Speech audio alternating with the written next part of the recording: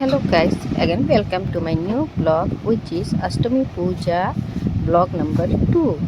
তো blog number 2 এই জন্য বললাম কারণ আমি একটা কিন্তু কন্যা পূজার ব্লগ আপনাদের সাথে অলরেডি শেয়ার করে নিয়েছি। তো সকাল সকাল চলে গিয়েছিলাম আমাদেরই পাড়ার কিছুটা প্যান্ডেলে। তো ফার্স্ট অফ অল একটা আমার ঘরের সামনে যেটা হয়েছিল, এটা কালীবাড়ির পূজা হয়েছিল, ওইখানে প্রসাদ টসাদ নিয়ে দেন ইভিনিংয়ে বের হয়ে গেলাম। দেখুন এখানে এটা একটা পিডব্লিউডি বলে একটা জায়গা আছে, ওইখানে পূজা হচ্ছে।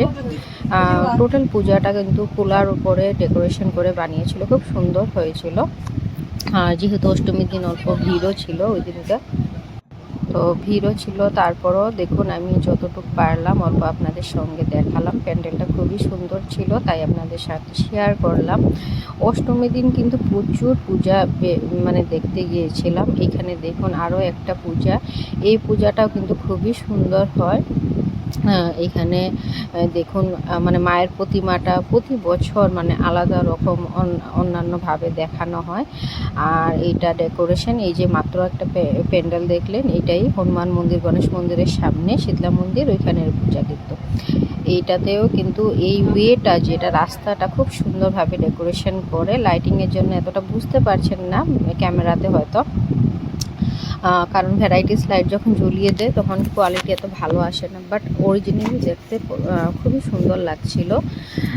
সো দেখুন এই রাস্তার দিকে কিন্তু বের হতে আর ঢুকতে মানে অনেকটা পরিশ্রমের দরকার বলতে পারেন। এতটা রেডি হয়েও, আর ওরা খুব ভালোভাবে মেনটেন করে প্রত্যেকটা মানুষকে। ফটো এত একটা খিচা যায় না, কারণ এখানে অনেক সময় দাঁড়াতে দেয় না, ভিড় হয়ে যাবে তো তাই। আর এখানে দেখুন গণেশ মন্দিরের সামনেও দুর্গাপূজাটা খুবই সুন্দর হয়েছে প্রতিমাটা। আর এখানে চলে গেলাম আমি এখানে ভারত সেবাশ্রমের পূজা দেখতে। এখানেরও দেখুন ডেকোরেশনটা খুবই ভালো করেছিল। তো এখানে জায়গাটা অল্প বেশি, স্পেসটা অল্প বেশি, তাই দেখতে এরকম ফাঁকা ফাঁকা লাগছে।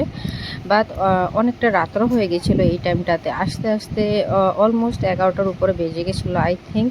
এতটা মনে নেই, কারণ আমি ভিডিওটা আপনাদের সঙ্গে অল্প মানে পরেই করছি, মানে কয়েকদিন পরেই আপনাদের সাথে শেয়ার করছি, কারণ টাইমের অভাবে লক্ষ্মী পূজাও চলে গেল, ওইটারও ভিডিও আপনারা দেখবেন। সো আর সব জায়গার কিন্তু ভিডিও করা পসিবল হয়নি। তো কিছু কিছু পিকচার আপনাদের সাথে শেয়ার করছি যে আমরা কোথায় কোথায় ঘুরেছিলাম। অফকোর্স কালীবাড়ি ওই সাইডে যতগুলো রুট, আর প্রচুর রোড জাম হয়ে গেছিলো, তার জন্য অল্প কয়েকটা ভিডিওই শ্যুট করেছিলাম, আপনাদের সাথে শেয়ার করলাম। তো ভিডিওটা যদি ভালো লেগে থাকে লাইক শেয়ার করে দেবেন, সাবস্ক্রাইব করে দেবেন। যারা ইউটিউব চ্যানেলে দেখবেন অবশ্যই সাবস্ক্রাইব করে দেবেন। অ্যান্ড ওই দিনও ভেজ ছিল, লাস্ট ভেজ। তো ভেজের ওইখানে গিয়েই আমরা পাস্তা, কুল্লার পিৎজা, আরও অল্প স্বল্প কী কী নিয়েছিলাম, এতটা ভিডিও করিনি। তো এই ভিডিওটা এতটুকু, বাবা।